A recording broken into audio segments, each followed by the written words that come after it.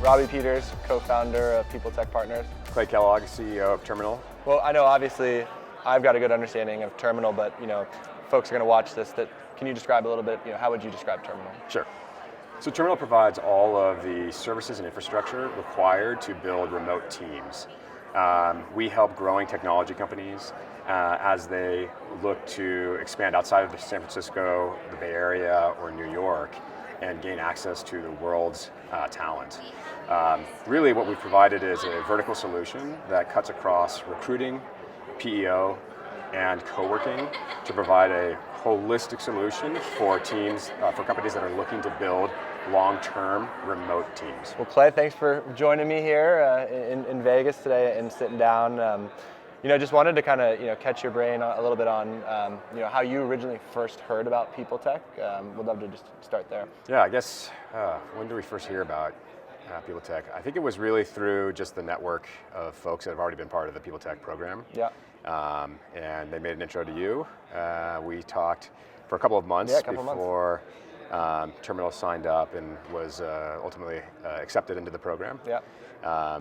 And we've seen, from day one, it's been extremely helpful for us as we have kind of developed our product and been working more and more with people operations and HR leaders. Yep.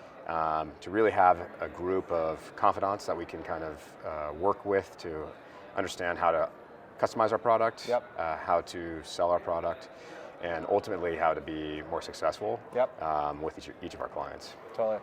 And I thought it was always so unique because you guys had obviously been building a great business. You had already had a lot of clients, but I think what really led us to partnering together was a couple of times you're like, yeah, but a lot of these companies are smaller and we don't have quite understanding of how to work with the HR leader. And I was like, oh, right. Well, this is the time. What was the biggest things you learned coming out of the program on helping you kind of work with the larger companies, obviously? Yeah, I think for us, it was very validating. I think that we had a number of, our client base at that point in time had been, I would say, Series A to Series B companies. Yep.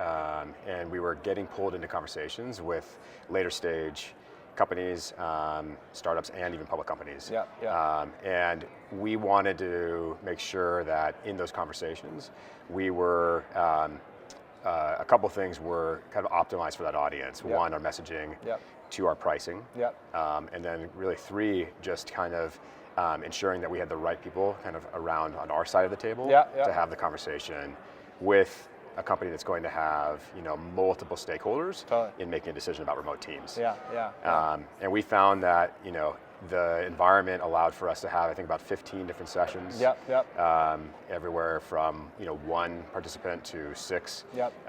And just really create an environment where we were able to rapidly get feedback and validation in that our pricing was appropriate, yep. Our value proposition resonated, and that there were a lot of different areas that we could really kind of extend our product that would be extremely helpful for people operations leaders throughout larger companies. Yeah. What were a couple of those areas that you found most helpful? Yeah, I think a lot of the people operations leaders were sharing that it's very challenging for them to retain engineering talent, and it's very challenging to find the next leaders, the next managers within their own ranks. Yep. And so if we could provide an environment where inside of Terminal, while a member might move from one client to the next, they were still getting more professional development so that they could become a leader, become a manager. That would provide a lot of value, not only to our existing clients, but to future clients that want to come in and find that leader. Totally. I love that. And you guys are really, going through something like such a rapidly changing, society. I think the biggest thing we've been hearing about is remote and distributed workforces. So that's huge because you're doing that. But also engineering hiring. You gave some crazy numbers about the engineering market in the U.S. Can you talk a little bit about that? What you showed yesterday? Yeah. So today there's about 5 open software development roles per software engineer in the United States. 5 per filled role. And the estimates are that there'll be 1.4 million open software development roles in the United States next year. That are unfillable with the talent we have. Exactly. Wow. So we continually say that there's a supply and demand imbalance. That is, unfortunately, the result of many kind of long-term decisions that were made a long time ago. Things like not investing enough in our education systems to produce enough STEM graduates every year. Things like an increasingly restrictive immigration policy. And even things like cost of living increases happening, where these markets where all these jobs are being created, frankly, are not really that attractive anymore to people to come to the United States. And so we believe we have to take the opportunities out of these markets and bring them into the markets where the talent is. Totally. Some of these data sources that you're sharing, you know, how have you been able to just gather all that? Like, what goes beyond the research, and kind of talk a little bit about some of the biggest findings around different, you know, hotbeds and markets? Yeah. So when we look at different markets, we look about anywhere between 50 and 70 different data points. Okay.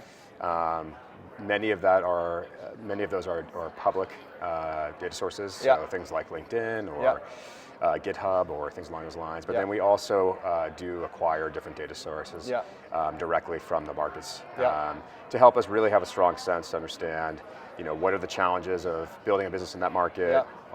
What does the talent pool look like? You know, all aspects of what would be really building a remote team. What we try to do is leverage the data sources in ways that we're balancing kind of different data sources for each market to provide a more holistic view of the market and not rely on only one data source. Ultimately, that comes down to, you know, us finding, you know, a couple categories that are important before we make a decision. Things like the size of the talent pool, things like the cost of living. You had such an amazing data set. Like, is there any way that you can have somebody, you know, even as like a first step for you in like a happy, like, hey, I'm going to give you something great, like almost come in and give you like, you know, 10 or 20 different data points, and then you can spit out recommendations of different markets and things? Is that something you're already working on? So one of our kind of product areas is how do we kind of take this, what we call market intelligence, package it together and make it digestible for people operations and HR leaders. And so, you know, some elements that we've been thought about is, you know, should we open source this? Or should we make this just where people can ingest their data and get a spit out that is based on kind of their criteria? So we're working on that now. We definitely believe there's definitely demand.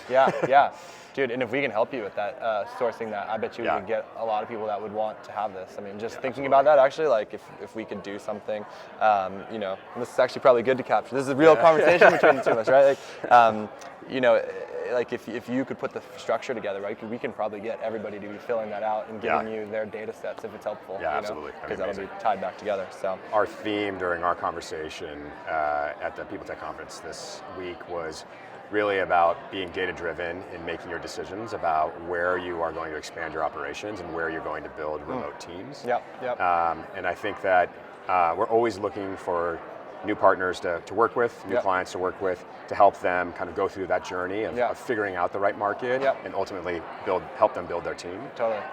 We'd welcome any, you know, PeopleTech companies, you know, or PeopleTech alumni who are going through that process and need help. Well, and you know, I mean, I think it really is on to something where you can be this central data set that's hard for everyone else to have, and this is like everybody is going remote and distributed, and everyone is having the same engineering problem. Like, it also could be something where you could be kind of looked at as a hero because the HR leader can actually go get data that nobody else within their company can get and then present that to the CEO, right? So I think there's definitely something there that you know, we should be working on for sure. So. Absolutely.